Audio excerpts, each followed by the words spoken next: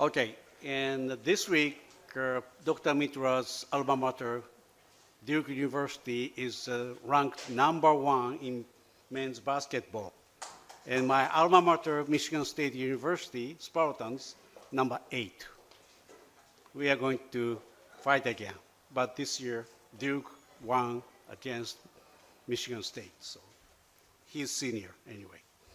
Well, thank you very much. And again, that I'd like to explain shortly about why I came to West Bengal from Tokyo. And I've explained this one, so skip it.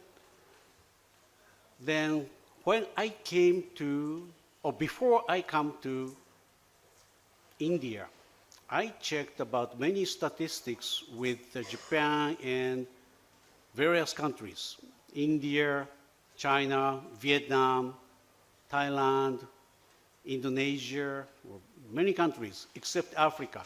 African nations are too far from Japan, that's why I just simply omit it. And it was very similar when I made the research in 2012 or 13, but this is the new statistics, and average age is, India is much younger, of course, against China, but population, India passed China. And the distribution of population, especially for those 15 years or less, that 25%, India is much younger. And China, 65 years old or more, becoming increasingly very high and chasing Japan as an old country.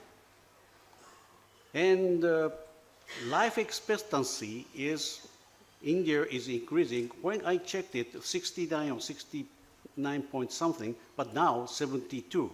So it's increasing. So this is a kind of like a demographic data. So I thought India is big enough, and it's almost same with China. But for logistics or infrastructure perspective, road network, India has much longer road network than China, and national highway are still less, but state highway less. But road density, that means number of roads per square kilometers, that's much bigger than China. But the most important part is most of them were planned by English people many years ago, and you are now in the renovation era to replace many of infrastructure to modernize it. And rail transport or road freight transport volume, it's okay. Still smaller than China. And I skipped the data, but if you total all the containers handled in Indian ports are still less than Shanghai, just one Shanghai. Shanghai is more than 30% or more of handling containers compared with entire India. And you have more ports in China.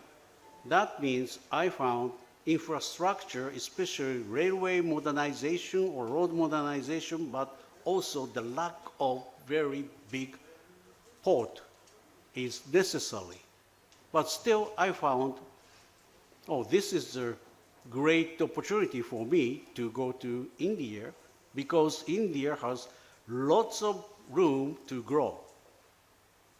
And if you can modernize infrastructures, there will be lots of capability to export, not only for import, but export. So export, because you have lots of resources. And Dr. Mitra he already went back. But he invited me to West Bengal. And I found lots of opportunity in this West Bengal by visiting various places to find the best location to build a warehouse. But this is one of the reasons is because of the Ganga. The soil is so great here. And I found the taste, freshness of the vegetables are really great. But only one shortcoming is logistics and also throughput or inventory turnovers. There are many queues, means vegetables are stacked, waiting for transportation under the very high temperature and easily deteriorated. So I found, in terms of logistics, or Dr. Mitra said about the hero, inventory turnover, we should say throughput. Throughput means how many tons or kgs or cubes go through one factory or one facility or one warehouse. So if the inventory turnover is quick enough, you don't need to have huge, big warehouse. Just small one, like 5 times or 10 times a month. But if you have low inventory turnover, only 0.5 or 0.4, then you need to have wonderful, photogenic, big warehouse. So we need to make the throughput of everything much higher, and that's the concept of just-in-time.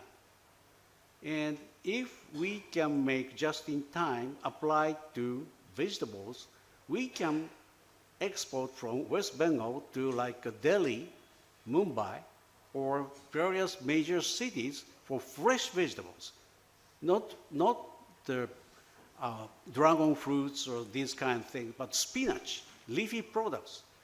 You can export to major cities.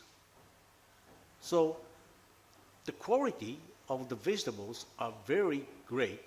And also I found salad is still not really popular than other countries. But there are many people who came back from US, UK, Germany, or various countries, and they learned about eating fresh vegetables are healthy and good for their diet and for their life. So if we can provide the very great, good quality West Bengal vegetables to various people, then you do not need to consume only inside West Bengal, but you can get the money from outside of Bengal. So that's what I found, because soil and quality is so nice. Why don't you utilize this asset? Then we are building this warehouse, and we are instructing farmers. But what I should do at last is these things. Providing storage and transportation to major markets, that's logistics. Then standardization of vegetables. Vegetables are big, small. Then, as I said before, that customers need to select salt, big and good, bad, at the supermarket. If we can standardize, then the cube of the shipment can be smaller and provide the basic knowledge of farmers to cultivate much efficiently. Then, at last, the long-term investment I like to explain in the next page at last.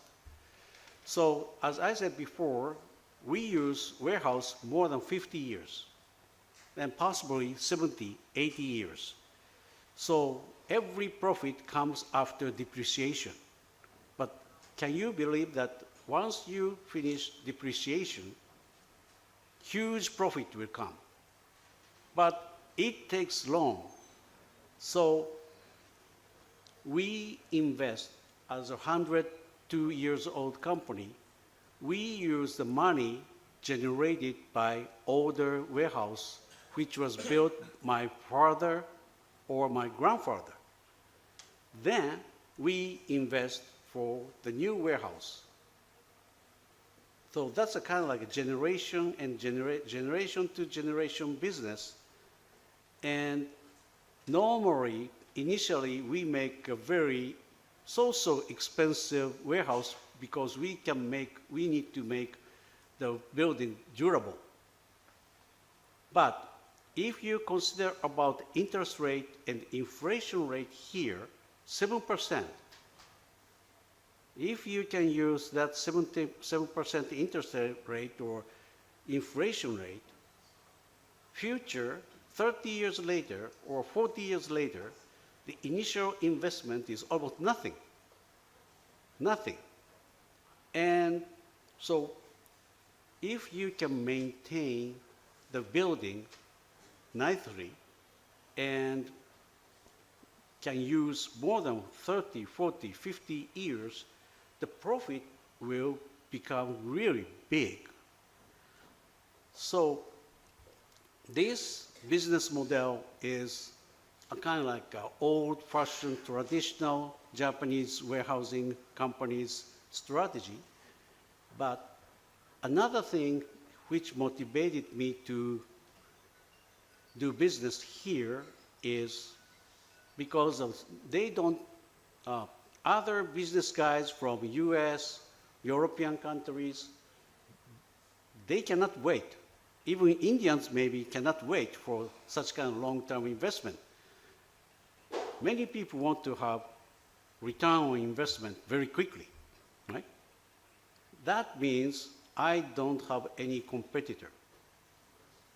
That's easy for me because I'm a medium or small company and I don't have any kind of room to put more fierce competition. So I can wait without any competitors, but just rigidly and patiently invest. So I decided to concentrate my investment to West Bengal because I could find the very good vegetables and fruits here. Thank you very much.